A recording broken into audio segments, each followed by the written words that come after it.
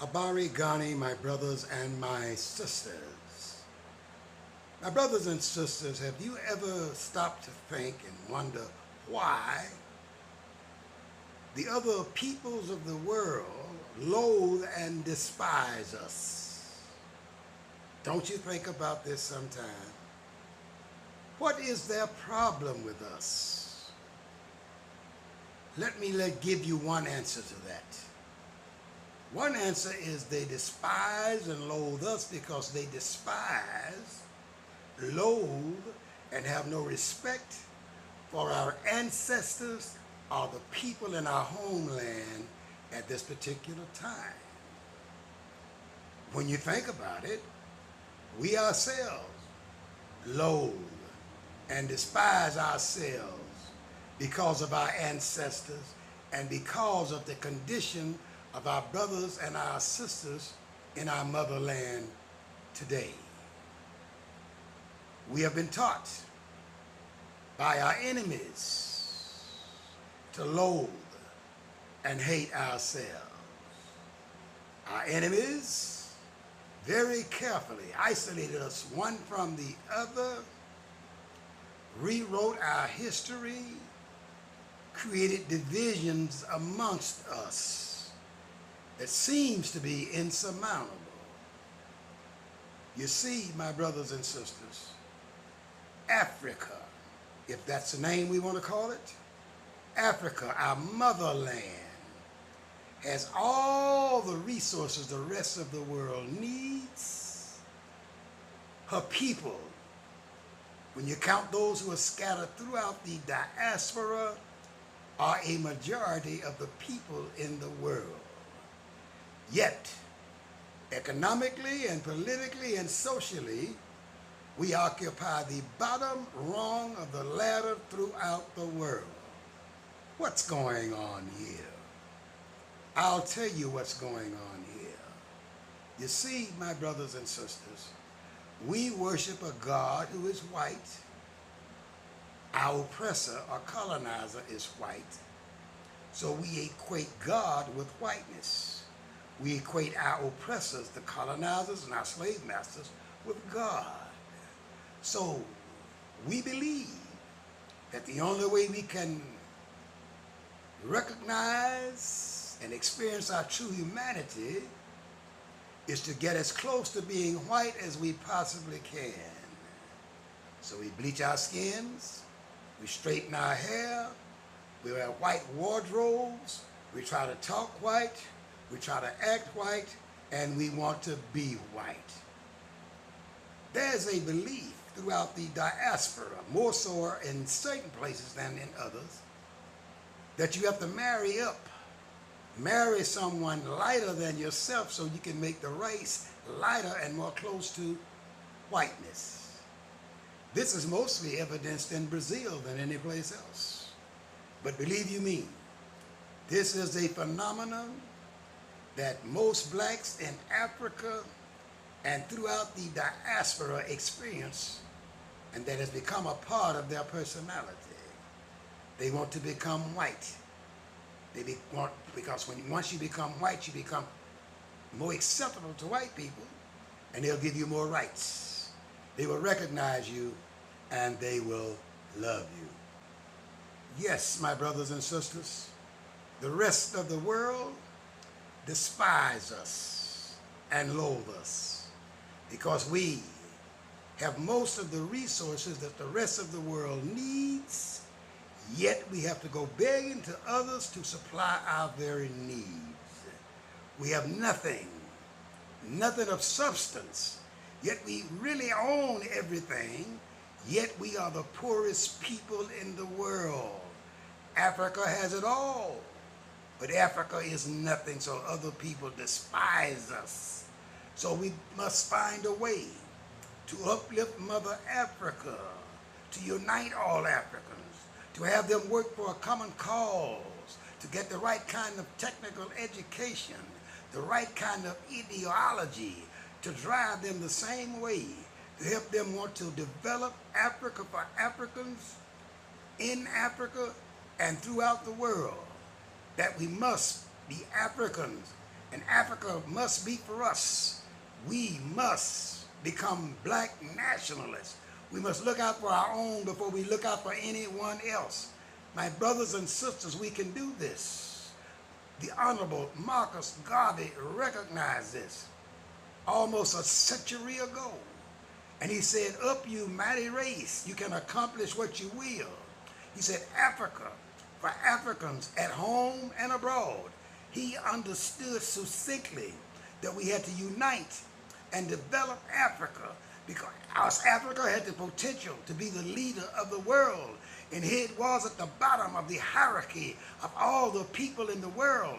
And then people would look up to us, admire us, respect us, because we would have demonstrated we are self-sufficient. We are the best in the world. We can do anything. We control, own, and distribute all the resources the rest of the world needs and the rest of the world wants. Then, my people, the rest of the world will view Africa in a different vein. They will have respect for us. And that respect will be reflected through their respect for every African scattered throughout the diaspora in Asia, Southeast Asia, throughout what they call the Middle East, throughout Europe, throughout Africa, throughout Australia, throughout the entire South Africa, throughout the Caribbean, Haiti, and the United States would be looked upon differently, looked upon through a respectful eye, looked upon as someone to emulate, as opposed to someone to designate. Look, my brothers and sisters, we are the greatest.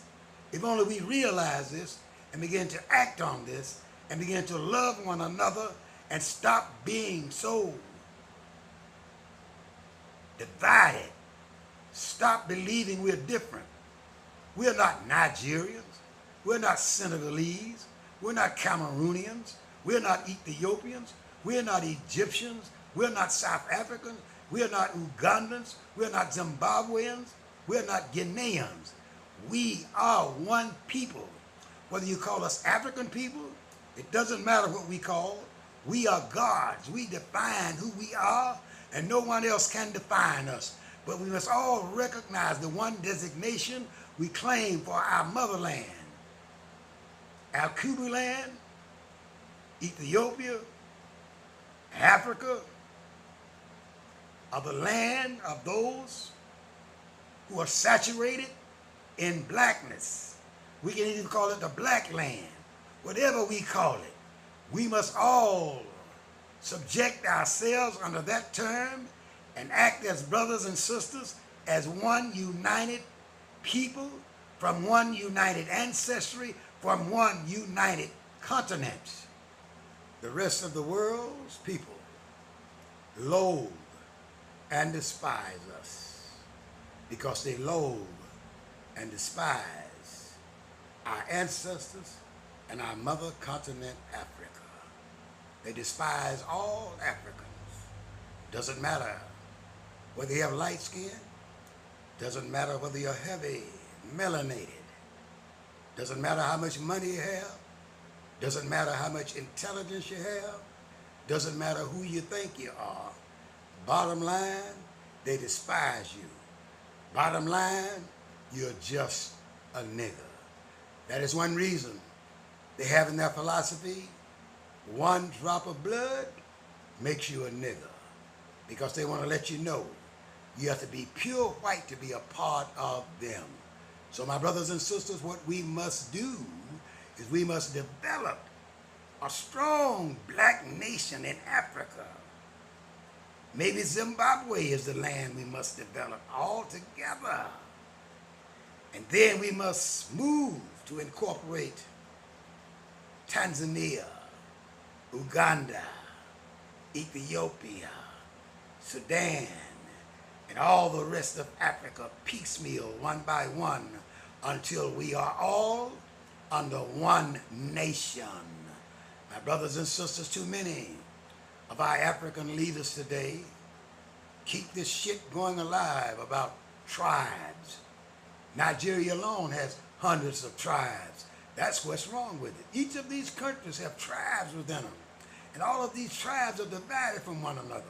We must eliminate tribalism and become one people.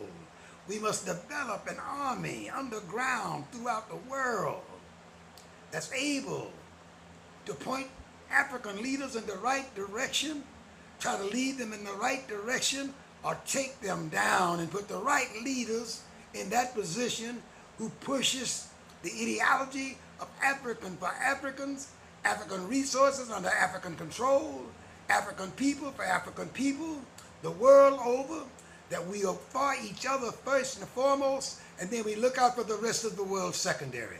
Africans first, others next. But first, we must unite the vast continent we call Africa.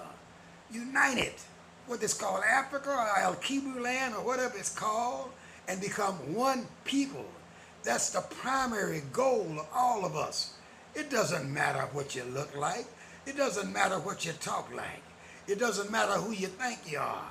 As long as you begin to believe we are one melanated, united people, and we act in consort with one another for all African interests and everybody else's interests secondarily. Africa first, the rest of the world secondary.